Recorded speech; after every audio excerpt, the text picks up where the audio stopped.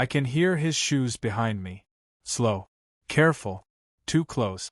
Every time I speed up, the sound follows. Every time I slow down, it slows too. I keep my eyes forward, locked on the dark sidewalk ahead. The streetlights buzz above me, flickering like they might go out at any second. Do not look back. That is the only thought in my head. It pounds harder than my heart. My house is right there. I can see my front porch light glowing at the end of the block. If I can just get inside and lock the door, I'll be safe. That's what I tell myself. Behind me, the footsteps stop. My stomach twists. The night goes quiet, too quiet. No cars. No dogs. No wind. Then I feel it. Breath. Warm and close against the back of my neck. I want to scream. I want to turn around. Every part of me is begging to see his face, to know what's there. But I remember what the old woman said. If he follows you home, she whispered, her voice shaking, never look back. My hand reaches the door. The key shakes so hard I almost drop it. Something brushes my jacket. And then. This all started 3 weeks ago, on a normal Tuesday that didn't feel special at all. My name is Evan Miller. I'm 29 years old, born and raised in Ohio.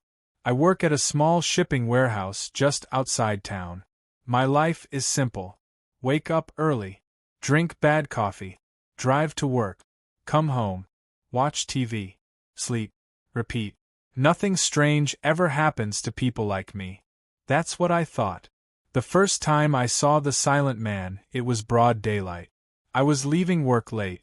The sun was low, turning the parking lot orange.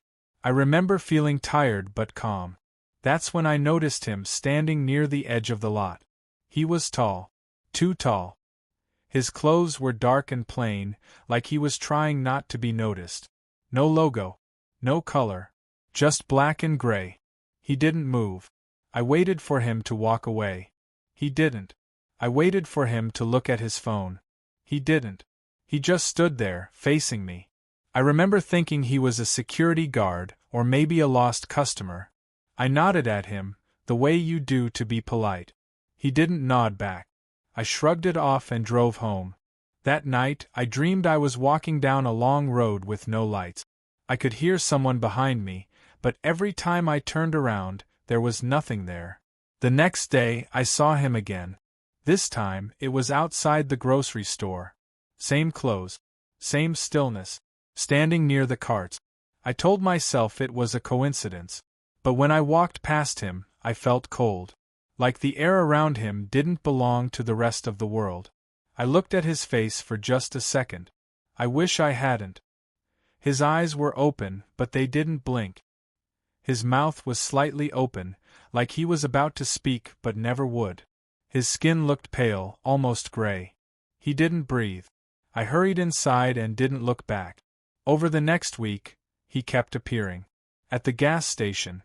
Across the street from my apartment. Once, at the end of my block, standing under a broken streetlight. Always silent. Always watching. Never moving closer. I started losing sleep. My coffee tasted like nothing. I felt like someone was pressing on my chest all the time. I told my friend Mark about it over lunch. You're stressed, he said, laughing. Warehouse life will do that. You need a vacation. I wanted to believe him. Then one night, as I was throwing out my trash, I heard footsteps behind me. Slow. Careful. I turned around. No one was there. But the trash can lid was still swinging, like something had just brushed past it. That was the first time fear really settled in. The next morning, I found a note taped to my door. No name. No message. Just a hand-drawn symbol. A tall stick figure with no face. I ripped it down and threw it away, my hands shaking. That evening, I finally worked up the courage to talk to Mrs. Caldwell, the old woman who lived 2 doors down. She'd been in the neighborhood forever. If anyone knew something, it would be her.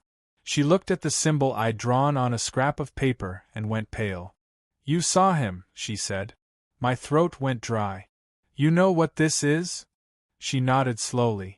People around here don't talk about him anymore. They used to. Before.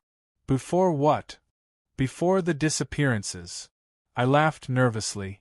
That's not funny. I'm not joking, she said. When he appears, it means he's chosen someone. I felt dizzy. Chosen for what? She leaned closer.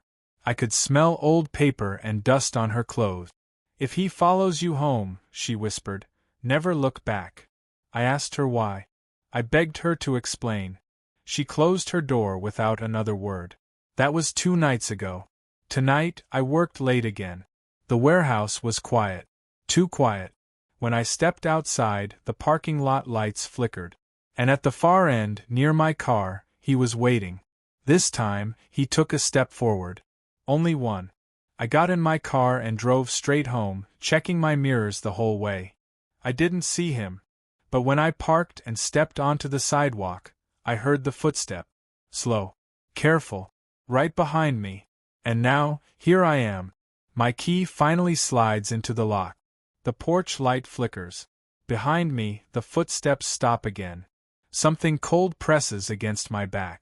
A voice, dry and broken, finally speaks for the first time. You almost looked. The doorknob turns on its own, and the porch light goes out.